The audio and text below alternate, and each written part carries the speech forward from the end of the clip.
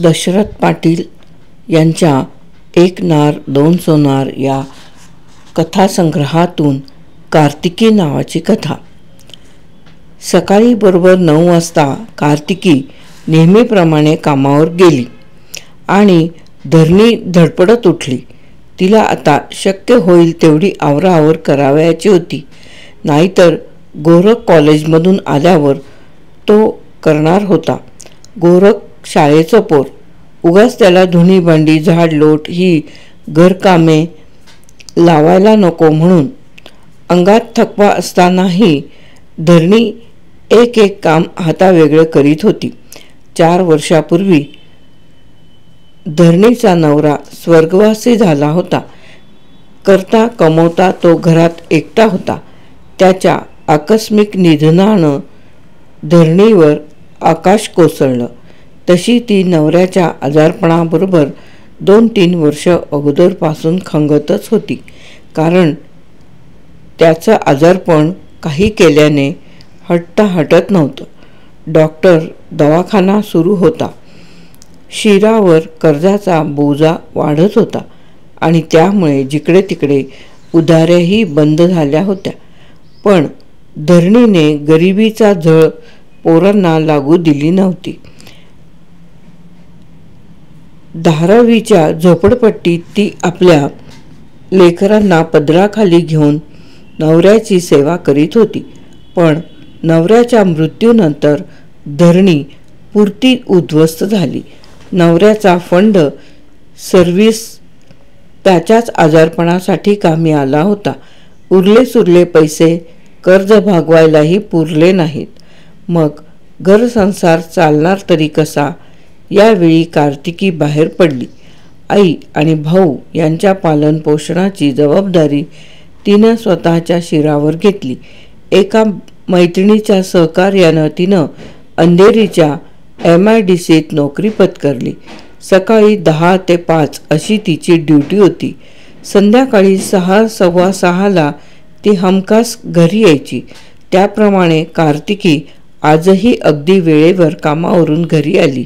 ताई, गोरखला काहीतरी सांगायचं होतं. काय रे भाऊ? कार्तिकीने विचारलं. आज पुन्हा कॉलेजमध्ये प्राध्यापक फीबद्दल विचारत होते. असं त्यांना 5 तारखेला देईन असं सांग. आणि आणखीन काय? बस, परीक्षा झाल्यानंतर मी कॉलेज सोडायचा निर्णय घेतलाय. म्हणजे शाळा सोडून तू पुढं काय करणार आहेस? नोकरी. ताई, मला ठाऊक आहे तुझ्या एकटीच्या पगारात घरखर्चही भागत नाही. म्हणूनच आईनं मणी ओवायचं काम स्वतःसाठी आणलं आहे. आणि आणखीन काहीही सांगू नकोस. गोरख, अजून मी जिवंत आहे तोवर तू आणि आई दोघांनीही सुखात राहावं असं मला वाटतं. ते ठीक आहे गा ताई, पण कधी ना कधी तुझं लग्न होणार. मग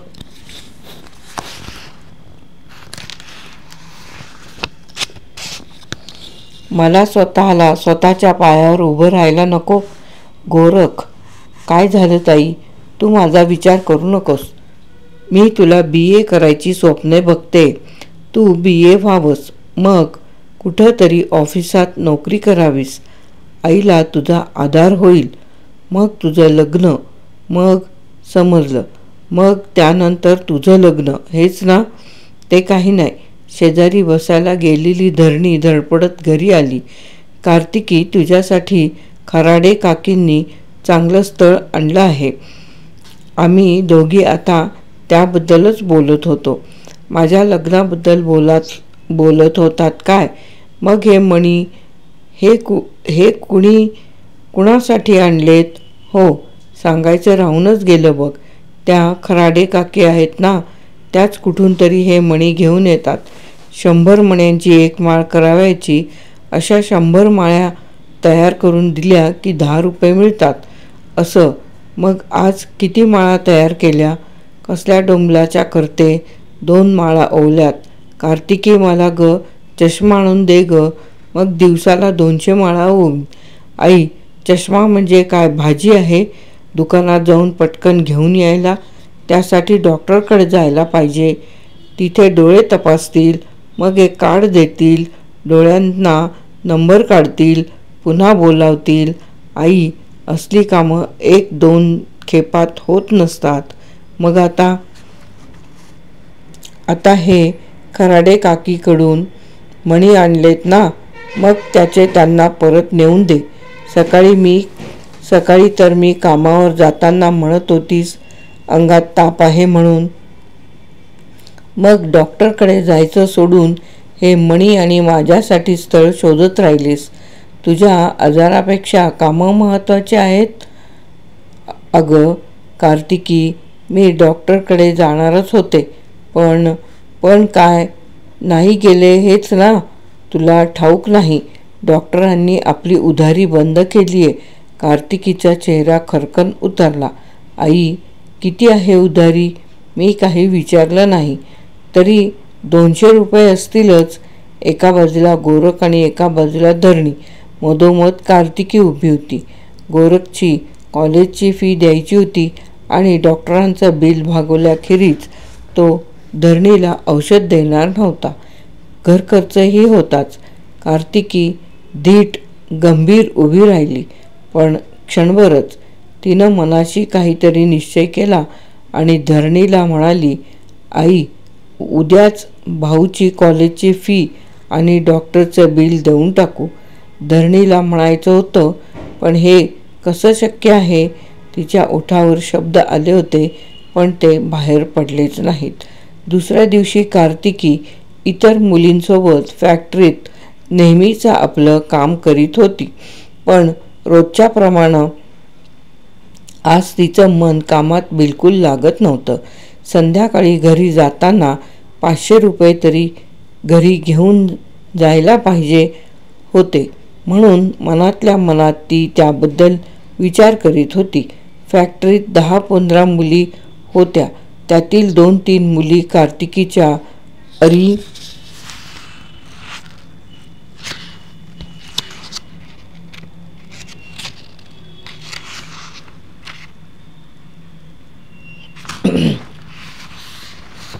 परिचयातील किंवा जवळच्या अशा होत्या. त्यांना जर घरची परिस्थिती सांगितली असती तर नक्कीच त्यांनी मदत केली असती.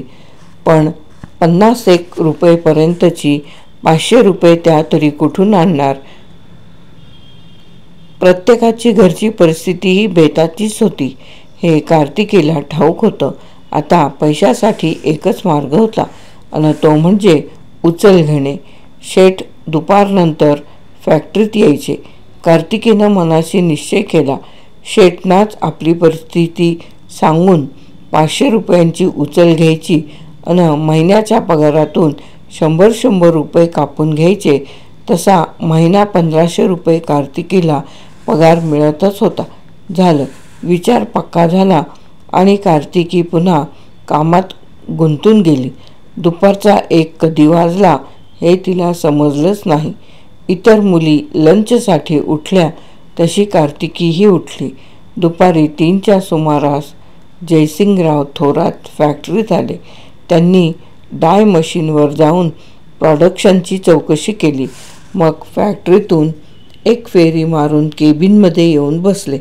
तसं कार्तिकीचं मन उगाच धास्तावलं. शेठजी रोज फॅक्टरीत यायचे, केबिनमध्ये बसायचे, पण तिच्या अंतरात कधीच अशी उलथापालथ झाली नव्हती.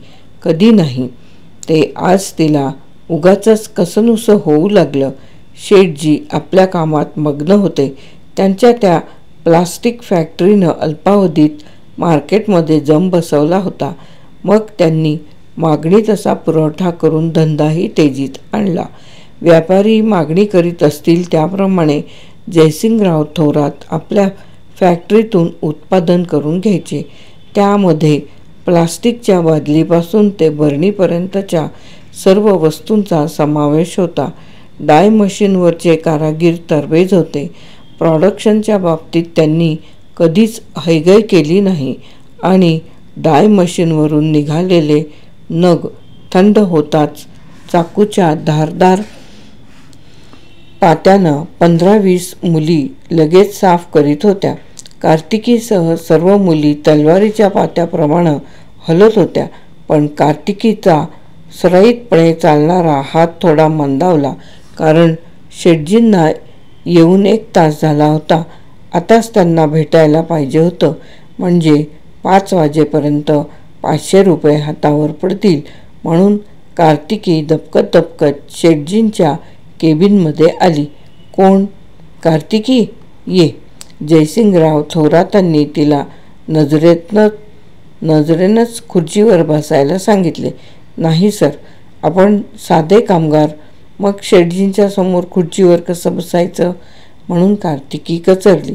नाही शेठ, थोडं काम होतं म्हणून आले. जयसिंगरावांनी हातातील फाईल मिटवून बाजूला सरकावली. बोल, काय काम होतं? घरी आई आजारी आहे, तेव्हा रजा पाहिजे का? नाही तर मग मला थोडी पैशांची गरज होती. थोडी म्हणजे नेमकी किती? 500-100 रुपये महिन्याला पगारातून कापून घेतले तरी चालतील. जयसिंगरावांनी बेलची कळ दाबली.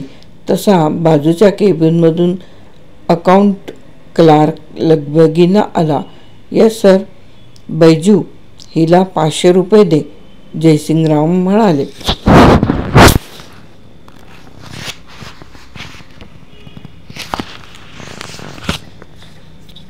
व्हाउचर बनवायचं ना?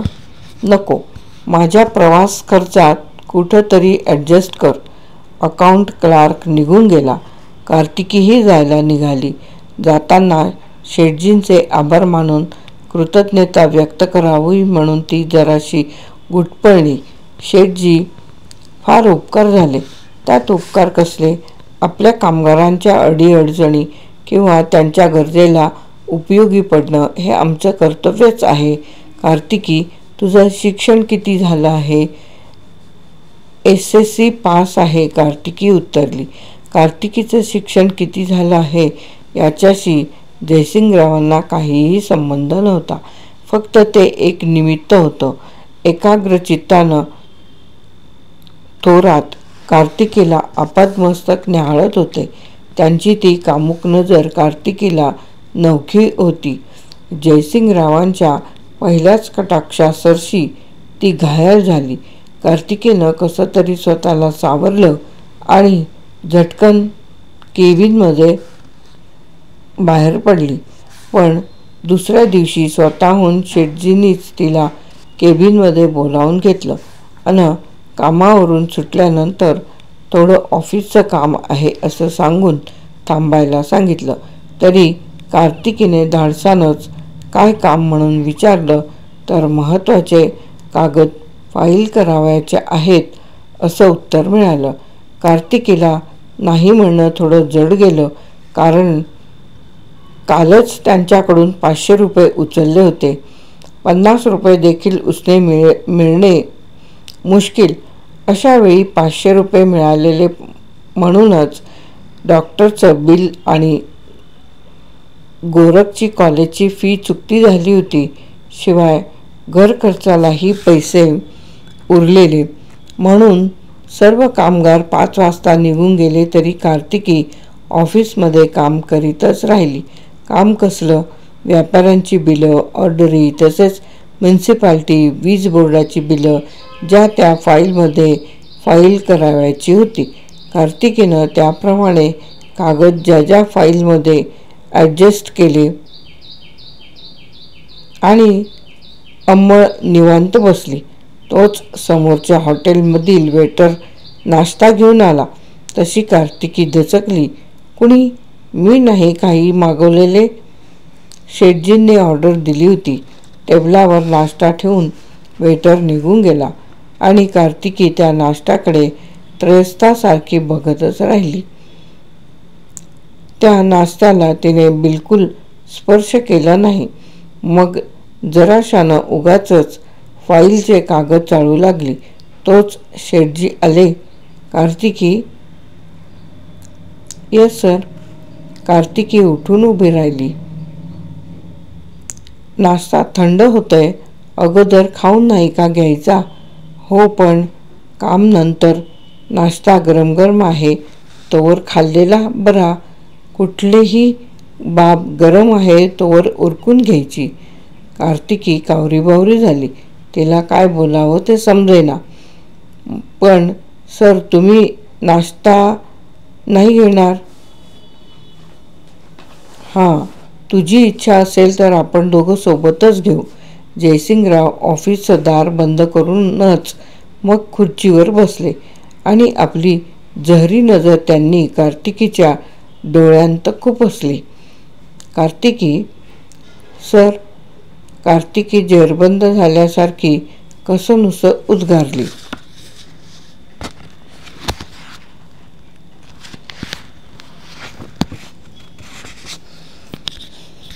घाबरू नकोस.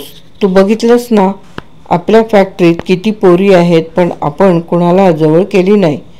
मग तुम्ही मलाच कशापायी जाळ्यात अडकवताय? कारण माझी तुला आणि तुझी मला गरज आहे. मी नाही समजले, त्यात काय अवघड आहे? तुला पैसे पाहिजे आहेत अन मला तू. कार्तिकी तुला ठाऊक नसेल, माझी पत्नी 2 वर्षापूर्वी स्वर्गवासी झाली आहे. फक्त तू तिची रिकामी जागा भरून काढायची, बस. नेहमी 6:15 घरी येणारी कार्तिकी आज रात्री 8 वाजता घरी आली. तोवर गोरख आत बाहेर करीत होता आणि धरणी कामावर गेलेल्या पोरीची काळजी करीत कॉटवर बसून होती. कार्तिकी आल्यावर फक्त तिनं तिची जुजबी चौकशी केली. त्यावर फॅक्टरीत ओव्हरटाईम काम होतं असं कार्तिकीनं उत्तर दिलं. गोरखचं समाधान झालं, पण धरणी कार्तिकीच्या उत्तरानं समाधानी नव्हती. मग तिघांचीही जेवणं झाली. जेवल्यावर गोरख बाहेरून येतो असं सांगून निघून गेला आणि मग धरणीनं कार्तिकीला स्पष्ट शब्दात बजावलं, असा ओव्हरटाईम असेल तर आपल्याला ते काम नकोय. तर मग जर सर्वच मार्ग खुंटले तर इज्जतीनं सामूहिक आत्महत्या करू. आई, आता ते शक्य नाही. ते का म्हणून? नवऱ्याच्या अकाली मृत्यूनंतर लहान मुलांच्या पालनपोषणाची जबाबदारी न पेलवण्यानं अनेक अभागी मातांनी आपल्या लहान मुलांसहित आत्महत्या केल्याचं मी ऐकून आहे. पण गोरख आणि मी स्वीकारलेला मार्ग पूर्ण विचारांती पत्करलेला आहे, अगदी पूर्ण विचारांनी. अगं कार्तिकी, तू लग्नाची पोर अन आई. लग्न, घर, संसार, मुलंबाळं हे माझंच फुटकं नशीब आहे म्हणून हे भोग तुझ्या वाट्याला आलेत. धरणी ओक्साबोक्शी रडत हुंदके देत खाटावर पडून राहिली. कार्तिकीनं भांड्याची आवराआवर केली. तोवर बाहेर गेलेला गोरख परत आला. पायात पाय टाकताच त्याला कसली तरी जाणीव झाली. त्याचा चेहरा खरकन उतरला. ताई. गोरख, तू कॉलेजची फी दिलीस ना? हो दिली, पण आता रात्र फार झाली आहे. निवांत झोप. तू कसलाही विचार डोक्यात घेऊ नकोस. ताई, मला तुझ्याशी काही बोलायचं आहे. उद्या मी पुण्याला जाते. ऑफिसचं काम आहे. 4-5 दिवसांनी येईन. त्यावेळी सवडीने बोल. ऑफिसचं काम? तू तर फॅक्टरीत कामाला जातेस ना? हां, फॅक्टरीच. पण फॅक्टरीचं पुण्याला ऑफिस आहे.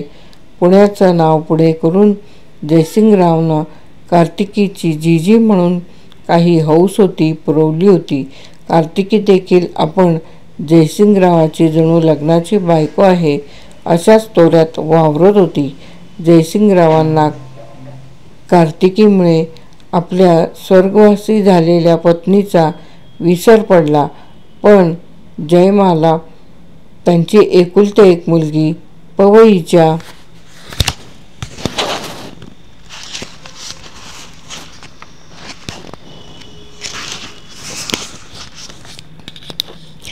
पवईच्या बंगल्यात ती एकटीच होती. तिच्या आठवणीनं जयसिंगराव हवालदिल झाले. कार्तिकी, बोला मालक.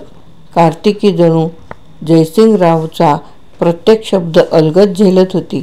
खरंच आपण येथून कधीच जाऊ नये असं वाटतं, पण माझी कुठं त्याला हरकत आहे?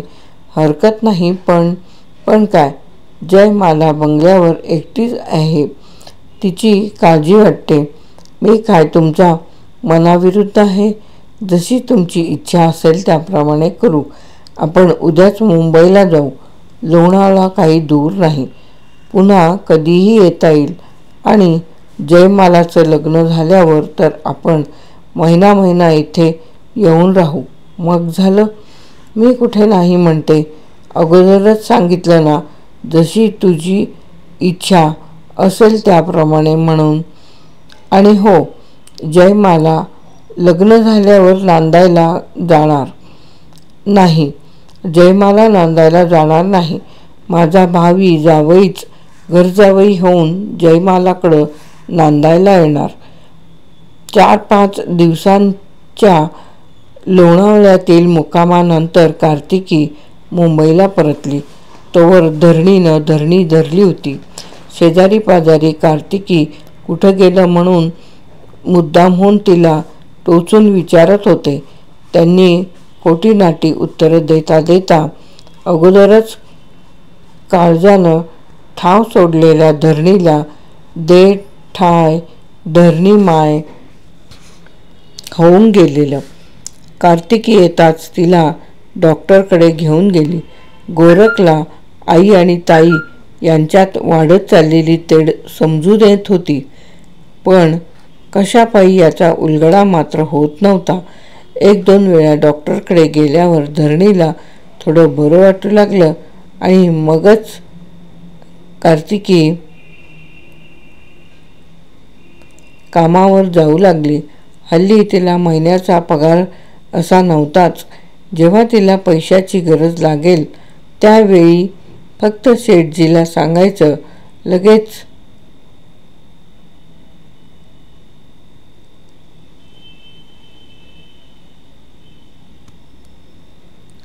लगेच बैजू क्लार्क शेठजींच्या पर्सनल अकाउंटवर नोंदी करून कार्तिकीला हवे तेवढे पैसे द्यायचा. यामुळे धरणीच्या घरातील गरिबीनं कधीच गुपचूप पळ काढला होता.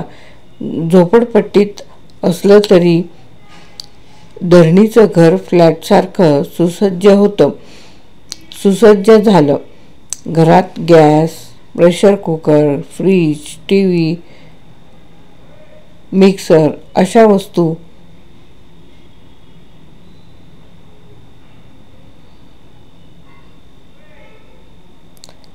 हप्त्यानं येऊन पोहोचल्या होत्या. पण त्या सर्व गोष्टींची धरणीला शिसारी येत होती.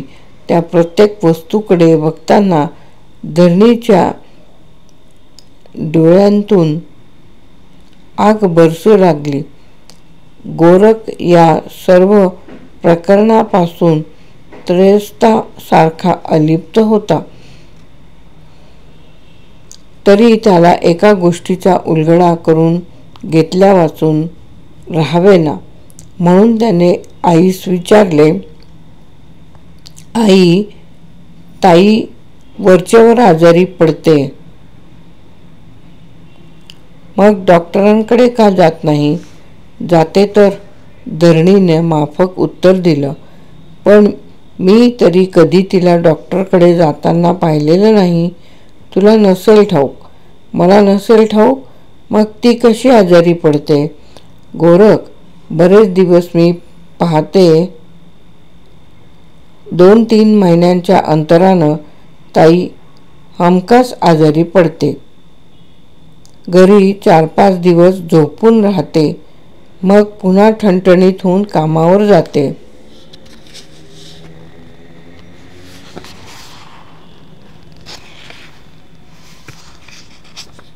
हो, तब्येत ठीक झाली की लगेच जाते कामावर, त्यात काय एवढं. पण पुन्हा नेमकी 2-3 महिन्यांनी जर कामाचा त्रास होत असेल तर काम सोडून द्यायला सांग. मी सुद्धा तसंच म्हणते, पण घर खर्च कशाने चालवायचा त्यासाठी मी नोकरी बघितली आहे. अन तुझं शिक्षण बस झालं, आयुष्यभर का शिकतच राहायचं? गोरखचं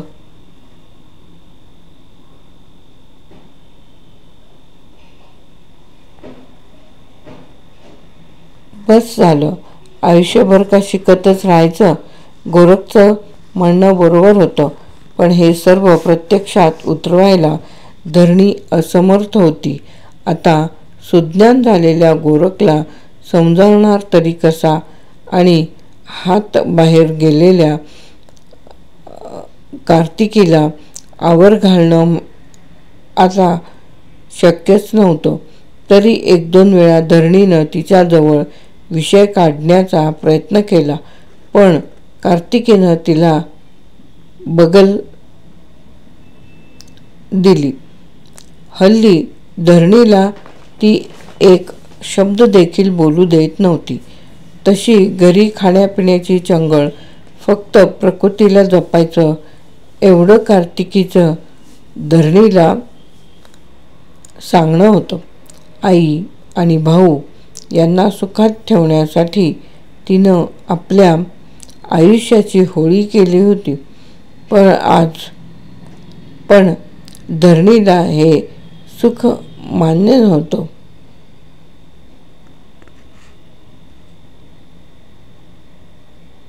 हल्ली तर ती स्वतःच्या मनाविरुद्ध जगत होती. गोरखला या महिन्याबरोबर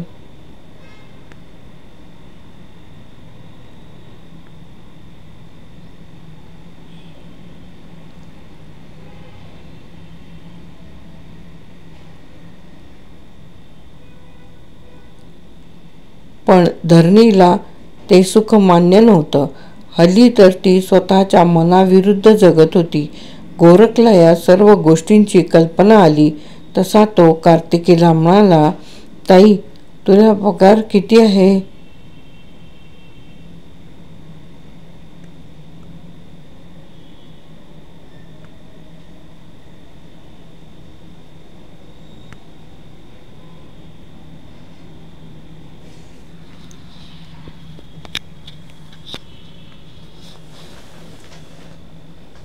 गोरखला या सर्व गोष्टींची कल्पना आली तसा तो कार्तिकीला म्हणाला, ताई, तुला पगार किती आहे? का बरं? आजपर्यंत तू कधीच हा प्रश्न मला विचारला नाहीस, अन आजच तुला याची गरज का भासली? मी सहज विचारतोय, सांग तर खरं. तू सहज विचारत नाहीस याची मला कल्पना आहे. तूच मला सांग, तू कशाच्या संदर्भात मला हा प्रश्न विचारलास?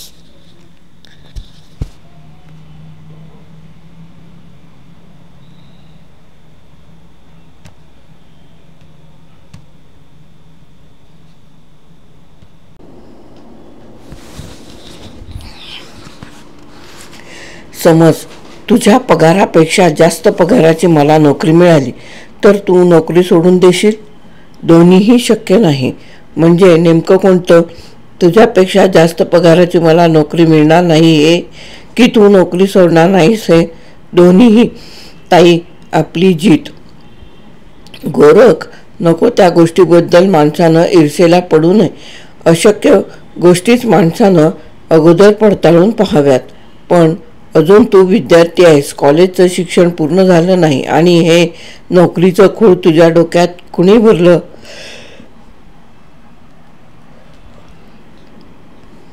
तुझी इच्छा मी पुढं शिकावं अशीच आहे ना? मग माझ्या शिक्षणासाठी खर्च होणारा पैसा येथून पुढं माझ्या कष्टातूनच उभा करावायचा आहे. कार्तिकीला कशाची तरी शंका आली. गोरखला जास्त ताणून धरणं तिला योग्य वाटेना. म्हणून तिनं मनाविरुद्धच गोरखच्या म्हणण्याला संमती दर्शवली. हा, ठीक आहे, कष्टाची सवय असावी म्हणून, किंवा स्वावलंबी बनावं म्हणून. पण मी तुला शिक्षण बंद करून देणार नाही. बस झालं शिक्षण. मला आता पुढं शिकायचं नाही. नाही गोरख, तू BA तरी व्हायलाच हवंस. पण हल्ली तर मला वाटतं तू भरपूर शिकावंस, पण नोकरी आणि शिक्षण एकाच वेळी कसं काय जमणार? जमेल, मी तुझ्यासाठी तशीच नोकरी आणीन. बस मग.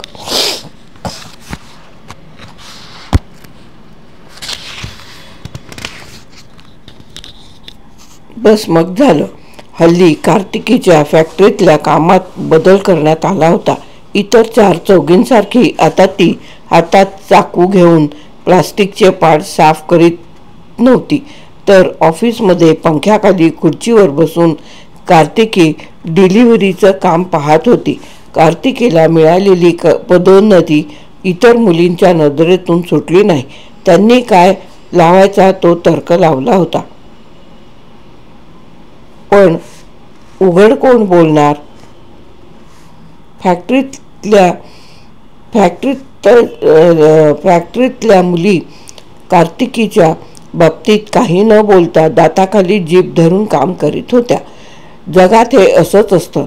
जे अब्रूनं जगतात ते उपाशी मरतात, आणि ज्यांना इज्जतीची बिलकुल चाड नसते ते मात्र सन्मानाने मिरवतात.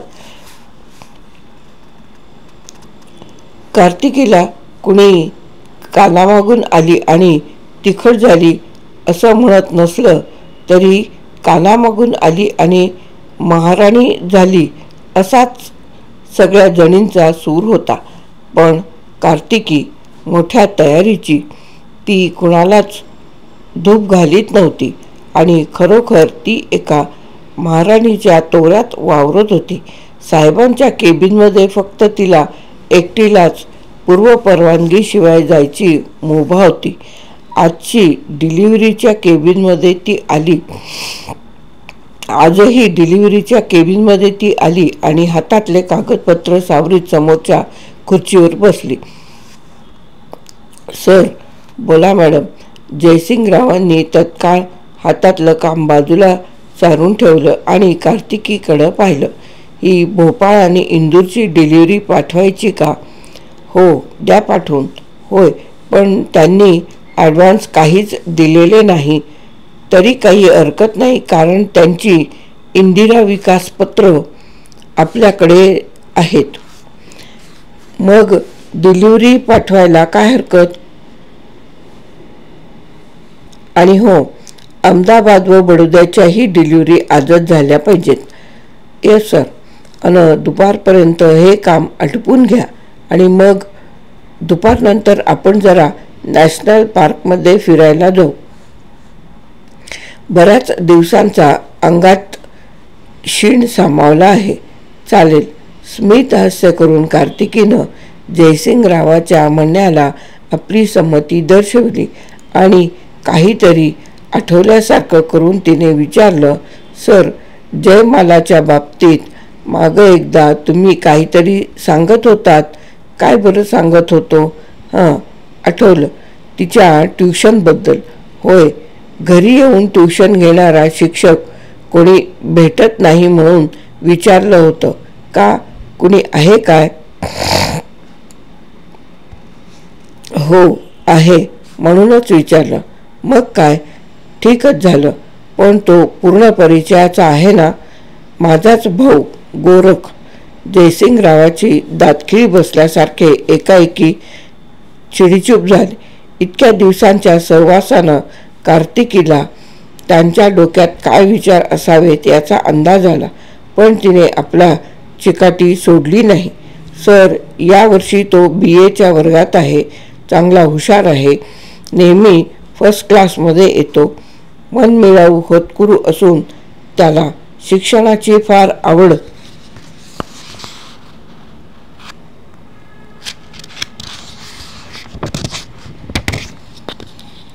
आहे.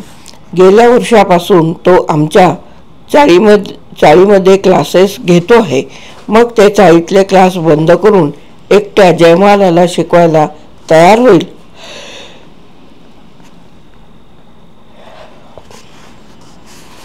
का होणार नाही? मी त्याला नको. उगाच आपल्या सोयीसाठी त्याच्यावर जबरदस्ती नको. सर, ही जबरदस्ती नाही. तर मग त्यानं हल्ली नोकरी सोडून दे म्हणून एकसारखा मला तगादा लावलाय. म्हणतो कसा, मी नोकरी करेन, तू घरी राहा. तर मी त्याची कशी तरी समजूत काढते आणि सांगितलं जयमालेची शिकवणी मिळवून देते म्हणून. होय सर, मी तुमच्या भरोशावर शब्द दिलाय. असं तर मग हे कार्ड त्याला देऊन उद्यापासून पवईच्या बंगल्यावर त्याला ट्युशनसाठी यायला सांग. रात्री नॅशनल पार्कवरून घरी यायला कार्तिकीला बराच उशीर झाला होता. धरणी जेवून झोपायच्या बेतात होती. कार्तिकी येताच गोरख म्हणाला, ताई इतका उशीर का? तसं धरणीनं मध्ये तोंड घातलं, अरे तिला उशिराबद्दल विचारू नकोस. उशिरा का होईना पण घरी येते ना. धरणी टोचून बोलत होती हे कार्तिकीनं ओळखलं, म्हणून एक दोन वेळा तिनं डोळ्याच्या कोपऱ्यातून आईकडं पाहिलं आणि गोरखला म्हणाली, तुला नोकरी पाहिजे होती ना? होय. मिळाली? मिळाली. हे कार्ड घे अन उद्यापासून तू जायचं. या उपर कार्तिकी गोरखशी एक शब्दही बोलली नाही. खरं तर तिला भूक अशी नव्हतीच. नॅशनल पार्कमध्ये शेटजींच्या बरोबर नाश्ता केला होता आणि अंग नुसतं तुटून पडत होतं. कोणीतरी एकसारखे लचके तोडत आहे असं वाटत होतं. जेवणावरची तिची वासनाच उडाली आणि कपडे बदलून ती सरळ झोपी गेली. धरणीनंही तिला जेवून घे किंवा उपाशी झोपू नये असं काहीच सुनावलं नाही. गोरख दुसऱ्या दिवशी सकाळी नेहमीपेक्षा लवकर उठला. मग आंघोळ केली तोवर कार्तिकीनं चहा नाश्ता केला. गोरख एक एक काम बरोबर आवरून आटपत होता.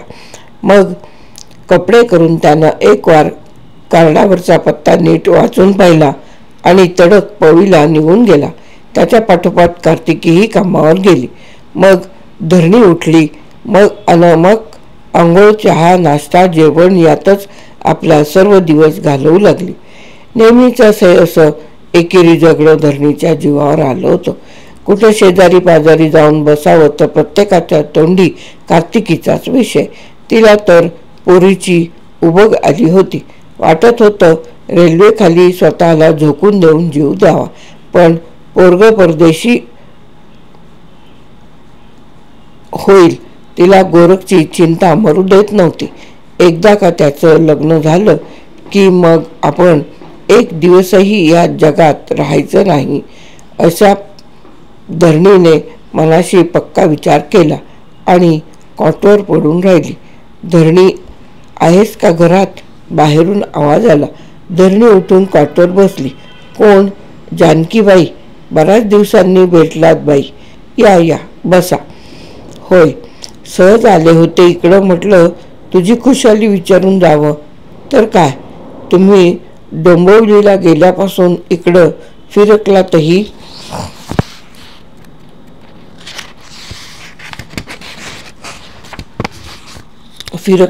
नाही.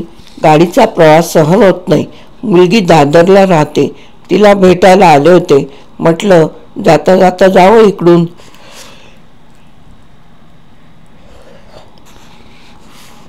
दादरला कोण? रेवती राहते का? कधी झालं तिचं लग्न? लग्न? अगं 2 मुलांची आई झाली ती. जावई पण आपला बरा मिळाला हो. माझं गाव डॉकला सर्व्हिसला असतो. माझगाव डॉकला सर्व्हिसला असतो. शिवाजी पार्कला राहतात. माझी रेवती आणि तुझी कार्तिकी बरोबरीच्याच नाही का ग?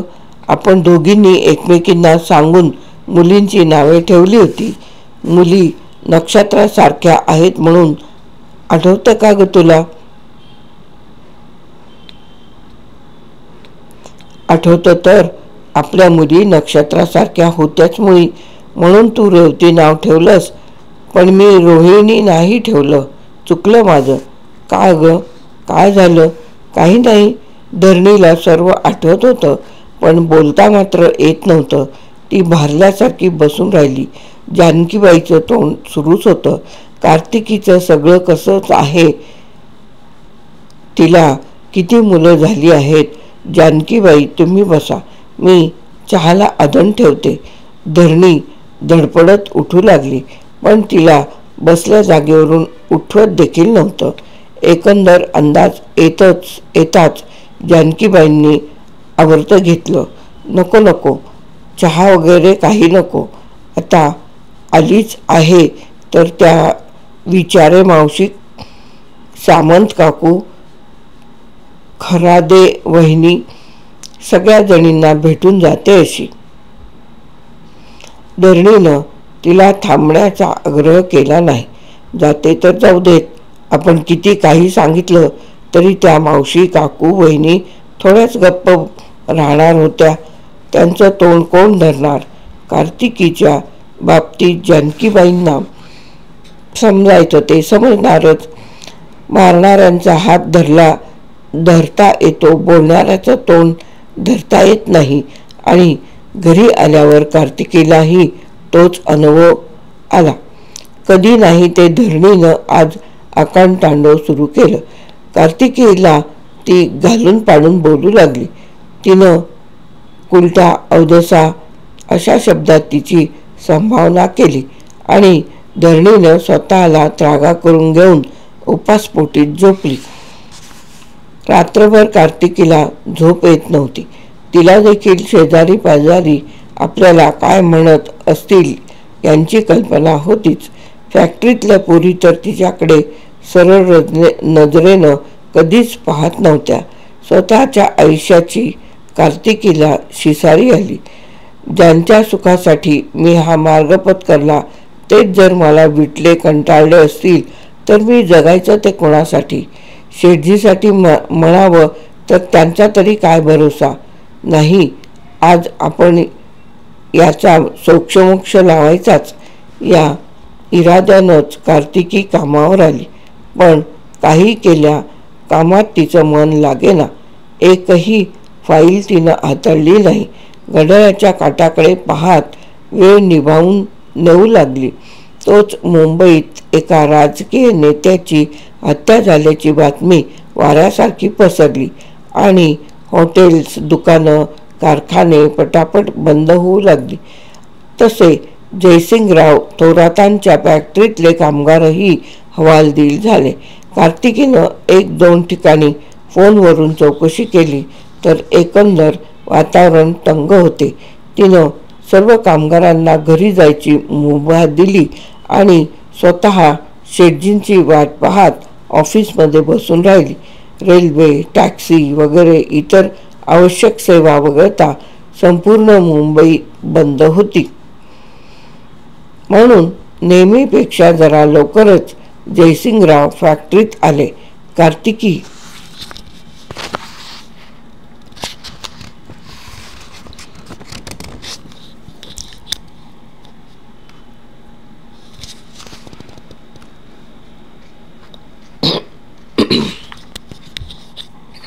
सर, बाहेरच्या वातावरणाचा अंदाज घेऊन कामगारांना मी सोडून दिले. ते ठीक झालं. आपल्याला तरी मोकळीक मिळाली. ती कसली म्हणजे आपल्या दोघांना एकांत कशासाठी हवा असतो. आजवर झालं ते ठीक झालं. आता येथून पुढे जे काही करायचं असेल ते पवईच्या बंगल्यावर. जयसिंगराव चपापले. काय झालं? मी हवं तर आजपासूनच बंगल्यावर राहायला येते. कार्तिकी, जे काही बोलायचं ते विचारपूर्वक बोल. होय, पूर्ण विचारांती बोलते. आजवर मी वाट पाहिली, आता इथून पुढे मला वाट पाहायची नाही. नको पाहूस. पवईचा माझा बंगला म्हणजे काय तुला लवळवण्याचा माउंट व्ह्यू क्लब वाटतो काय? असं अन मग कार्तिकी म्हणजे काय तुम्हाला पिला हाऊसची वारांगणा वाटली? कार्तिकी जयसिंगरावांच्या तोडीस तोड उत्तर देऊ लागली. हे बघ, मला तुझ्याशी वाद घालायचा नाही. हवं तर नोकरीतून मुक्त करतो. तुम्ही खुशाल कराल हो, पण मी तयार पाहिजे ना.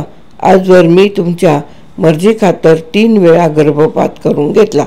अनैसर्गिक कृत्यामुळे शारीरिक त्रास होऊ लागला म्हणून गर्भविरोधी गोळ्या सुरू केल्या. परिणाम काय? शरीर आणि मन कमकुवत होत गेलं. मी माझ्या आयुष्याची उमेदीची सर्व वर्ष तुमच्यासाठी खर्ची घातली आहेत, पण आता मला एकटीला राहायचं नाही. फोनची बेल वाजली म्हणून जयसिंगरावांनी रिसिव्हर उचलला. हॅलो. हां. होय, मी जयसिंगराव बोलतोय. हां, काय झालं? जयमालाला फिट्स आली, पण आजवर तिला कधीच फिट्स आलेली नाही. हॅलो. मी ताबडतोब बंगल्यावर येतोय. जयसिंगराव लगबगीनं गाडीकडे निघाले. तशी कार्तिकी देखील त्यांच्या मागोमाग गेली, पण क्षणाचाही अवधी न लावता ते जोरानं भरकन गाडीतून निघूनही गेले.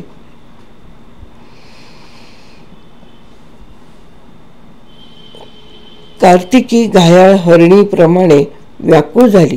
पुढं काय करावयाचं तिला काहीच सुचत नव्हतं, म्हणून पुन्हा ऑफिसमध्ये येऊन बसली.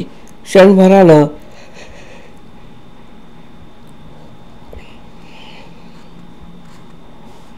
भणभणणारं डोकं तिने दोन्ही हातांनी घट्ट पकडून ठेवलं होतं. तेवढ्यात फोन वाजला. कार्तिकीनं रिसिव्हर उचलला. पलीकडून गोरखचा आवाज होता. कार्तिकी फोनवर बोलत होती. कोण? तूच तिला हॉस्पिटलला घेऊन आलास? हां, शुद्धीवर आहे ना? बरं झालं. नको नको, मी येईपर्यंत तुम्ही दोघं तिथेच थांबा.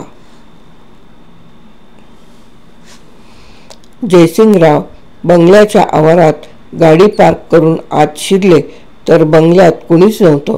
एखाद्या पिसाटाप्रमाणे त्यांनी आत बाहेर चक्रा मारल्या, पण व्यर्थ.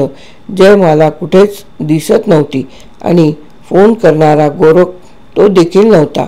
मग एक नको ती शंका जयसिंगरावाच्या मनाला चाटून गेली आणि त्यांनी जयमाला न जाताना कुठं चिठ्ठी वगैरे ठेवली आहे काय याची शोधाशोध सुरू केली, पण चिठ्ठीही कुठं सापडली नाही. मग मात्र त्यांनी फोनवरून जिकडे तिकडे चौकशा करून झाल्या. शेवटी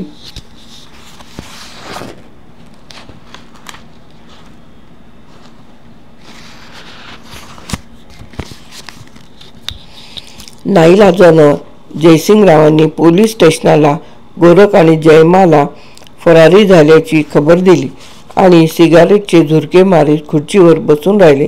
तोच कार्तिकी जयमालाला घेऊन आली. तसे पिसाळलेले जयसिंगराव तिच्यावर खेकसले. कार्टे, कुठं गेली होतीस? हॉस्पिटलमध्ये गेली होती. मी तिला घेऊन आले, कार्तिकी उत्तरली. तुला फिट्स आली म्हणून गोरखचा फोन होता. जयसिंगरावाच्या एकाही प्रश्नाला जयमाला उत्तर देत नव्हती, म्हणून कार्तिकीने स्पष्ट केलं. म्हणूनच तिला हॉस्पिटलमध्ये नेले, पण आता सावध आहे. डॉक्टरांनी सांगितलं घाबरण्याचे कारण नाही. दिवस गेले आहेत. जयसिंगराव सैतानासारखे थैथै नाचले. जयमाला आपल्या पित्याचा अंदाज घेत होती.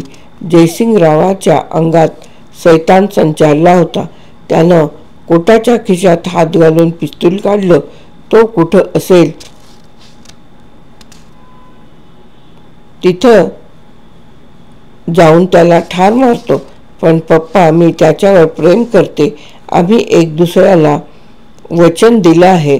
जयमाला माझा होणारा भावी जावई माझ्या पसंतीचा असेल. मी तुला कुणीही ऐऱ्यागैऱ्याच्या गळ्यात माळ घालू देणार नाही. तर मग कुशाल मला गोळी घाला. गोरख छाती काढून पुढे आला. क्षणाचाही विचार न करता जयसिंगरावांनी त्याच्यावर पिस्तूल रोखलं आणि चाप ओढता क्षणीच कार्तिकीमध्ये आली. पिस्तुलामधील सुटलेली गोळी कार्तिकीच्या छातीतून आरपार गेली आणि कार्तिकी रक्ताच्या थारोळ्यात कोसळली. खामोश. कुणीही जागचं हलायचं नाही. त्याचवेळी पोलीस इन्स्पेक्टरने बंगल्यात प्रवेश केला आणि ताबडतोब जयसिंगरावांना बेड्या ठोकल्या.